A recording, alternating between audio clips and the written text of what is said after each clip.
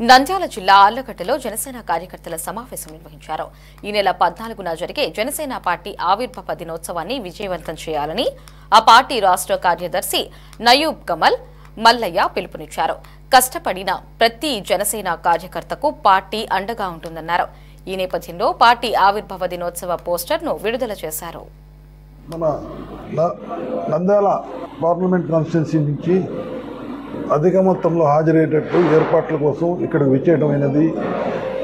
ఇక్కడ ఉన్న 7 నియోజకవర్గంలో ఉన్న జనసేన కార్యకర్తలు కానివ్వండి, నాయకులు కానివ్వండి అత్యుత్సాహంతో లక్షలాదిగా తరలి రావడానికి సిద్ధంగా ఉన్నారు. అలాగే ఈ ఆవిర్భావ దిన విజయోత్సవాన్ని ఒక పండుగ వాతావరణంలో ఒక ఉత్సవంలా జరుపుకోవడానికి జనసేన సైనికులు సైన్యాధ్యక్షుడికి ఒక బహుమతిగా ఇవ్వడానికి సమాయత్తం అవుతున్నారు. ఎలాగైతే 100కు 100 స్ట్రైక్ పాయింట్తో అసెంబ్లీ మరియు పార్లమెంట్ ఎలక్షన్స్లో సీట్లు గెలుచుకున్నామో అంతకంటే ఘనంగా ఆవిర్భావ సభ ఒక ఆంధ్ర రాష్ట్రంలోనే కాదు భారతదేశం మొత్తానికి జనసేన పార్టీ తన సత్తా చాపడానికి సిద్ధంగా ఉందని తెలియజేయడానికి మీ అందరికీ చాలా గర్వంగా ఉంది. అలాగే ఈ మధ్య రాజకీయాల్లో చూస్తుంటే సోయానా ఒక ముఖ్యమంత్రి, మాజీ ముఖ్యమంత్రి అయినటువంటి ప్రస్తుత ఎమ్మెల్యే అయినటువంటి జగన్మోహన్ రెడ్డి జనసేన నాయకుడు పవన్ కళ్యాణ్ గారి గురించి అవాకులు చువాకులు పెళ్తున్నారు. ఆయనకి రాజకీయ అనుభవం లేదని. వై నాట్ 175 అని మీరన్నారు. జగన్ వైసీపీ పార్టీని అహోపాతాళానికి తొక్కేస్తాను అని తాడికొండ సభలో పవన్ కళ్యాణ్ గారు మాట చెప్పారు. 175 వై నాట్ అని అడిగి 11 వచ్చినాయి. అహోపాతాళాన్ని తొక్కేస్తానన్న అతనికి దాదాపుగా ఆ కూటమికి మిగిలిన సీట్లు మొత్తం జనసేన కూటమికి వచ్చింది.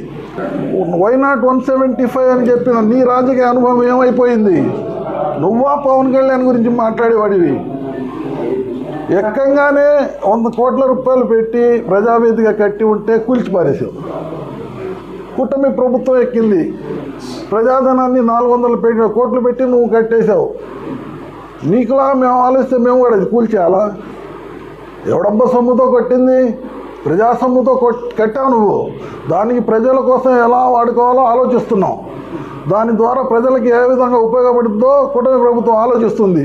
నువ్వు ఎక్కంగానే 100 కోట్ల రూపాయల విలువైన ఆ ప్రజావేదికని కూల్చేసావే. ఆ 100 కోట్ల రూపాయలు ఎవరి? ప్రజలే. ఎవడబ్బ సొమ్మని కూల్చేసావు నువ్వా ఈ రాష్ట్రాన్ని పరిపాలించేది? నువ్వా పవన్ కళ్యాణ్ గురించి మాట్లాడేది? నీకు ఏ మాత్రం అర్హత లేదు. అహోపాతాళానికి తొక్కేస్తానని మా అధ్యక్షుడు అన్నారు. ఆల్రెడీ అహోపాతాళం పడిపోయావు.